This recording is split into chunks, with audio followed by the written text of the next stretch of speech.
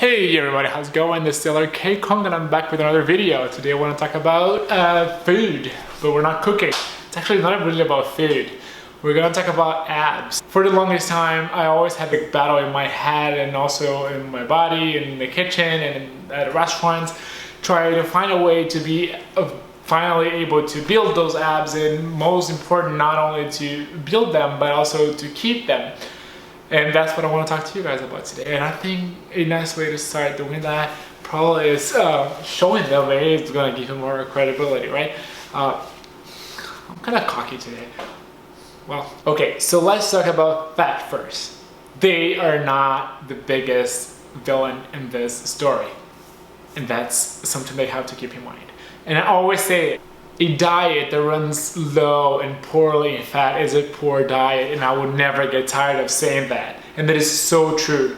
You have so many seeds out there. You have nuts, peanuts, you have chia seeds, hemp seeds. Hemp seeds is really fattening, and so is peanuts and peanut butter, for example.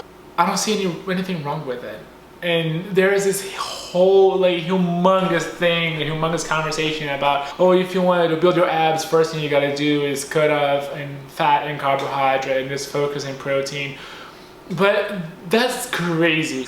Protein, if you overtake it, it's gonna go away through your urine. So it's kind of pointless. Our body needs energy. When we're working out, when we're running, when we're doing a daily function, the daily activities, your body needs energy. I personally, for example, I love running, and if I run low in carbohydrate, I'm gonna lose a lot of weight. And it's the same thing with fat, because it also gives your body a power, it gives your body the energy that is needed for you to be able to build your structure and to make sure that your body is running properly, you know?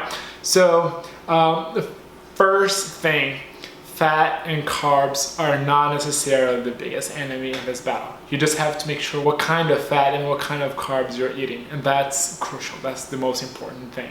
But those foods we're talking about, they're so rich and so nutritious for you. So forget about this idea. Get rid of this thought in your head of getting running low in fat. And I get it, it's kind of complicated, because when you say oh, I need to lose some fat, or I need to get rid of this fat and that fat, the first thing you think of is getting rid of fat from your diet, right? Because fat and fat, they sound just the same. But you have to understand that stop consuming fat. It's not going to be the way for you to get rid of fat out of your body.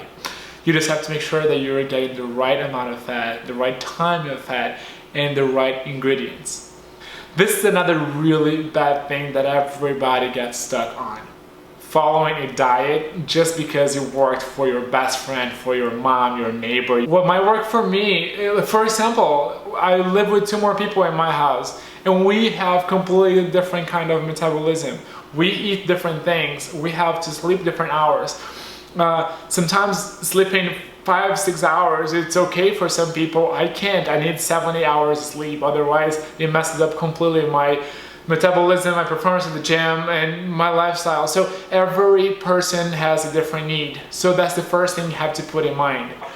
You read something about this sort of food that worked for that person. Go ahead, you can try it. But if you see that it isn't working out for you, don't push it too hard, because sometimes that's just not what you need. So go ahead and try something else. For example, fat. I know a lot of people that they cannot have a diet that is full in fat, because they break out, they have acne, they have pimples, and that's something that you have to listen to your body and see what your body is telling you, because it is easy to catch. The same thing, for example, I can go really heavy in right source of fat, but if I have sugar, that's the end of my diet. Within 3-4 days, kind of stepping out of the path and kind of overloading in sugar is the end of this, and is the end of this as well, because then I break out in pimples. But I know people that have been consuming sugar for life and they are just fine with it. So that completely proves that we are different. And then the second bad guy in the story, carbs. It's always like a nightmare when people talk about carbs. Is it really that bad? It's hard. I don't know if I tell you it isn't bad or it is bad, but it's just like fat. You need to know what time to have it, what source of carbs you're having, and make sure that you're getting carbs that are really healthy and raw and not processed carbs. So just like sugar, fruit, oh, come on, one step at a time. I'll go to sugar, that's the third one. Carbohydrate, let's go back. When I say you can easily have carbohydrate, I'm not talking about having a loaf of bread, even if it is wheat bread. However, you can always have sweet potato, you can have quinoa, you can have brown rice. Well, there are so many options, but carbs are also not the bad guy in the story, okay? If you know how to work with it. Now, the third one is a bad guy that I call sugar. What kind of sugar are we talking about? Because there is also a huge controversy about cutting sugar, even from fruits, when you're trying to get ripped, when you're trying to shred. That's something that I completely disagree. I would never quit eating fruit just to make sure that I'm not consuming sugar. That's so ridiculous. Fruit, it's one of the most, if not the most healthy options of food out there. And sometimes I wake up in the morning, I'm not really sure what to have before going to the gym, or at any time.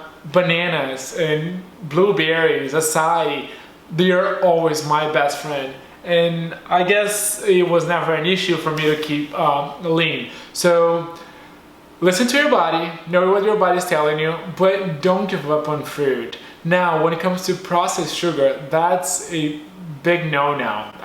Unless if you have a really good and a very nice genes and that is helping you to keep lean and shredded, even consuming processed sugar, okay, which I still don't think is healthy, because you might look good, you might have the abs that everybody's dying for, but it's still not the best food for you to put in your body. Although I love recording videos, I think it's a nice tool, a nice way to talk to you guys. My biggest source of information has always been reading, and that's what I love the most. I have read this book a few years ago, and I totally encourage you guys to read it. It's called The End of Overeating, and it is by David Kessler.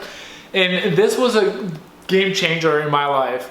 It pretty much talks about the three biggest things in especially the American diet, which is fat, sugar, and carbohydrate, and how the food industry has combined the three of them together in pretty much every single item that we have put in our diet nowadays. So it is really nice. It's a very easy reading. I would totally encourage you guys to read it. Okay guys, so this is it. I really hope you guys liked it. Believe me, there is not a shortcut, there is not a secret vitamin or pill or fat burner that is going to help you for the rest of your life. It's all a matter of changing the way you see food. It's always a matter of the way you see yourself. You have to learn how to love yourself first, and then you can finally reach your dream body. You have to love the body that you have right now in order for you to love the body you're going to conquer.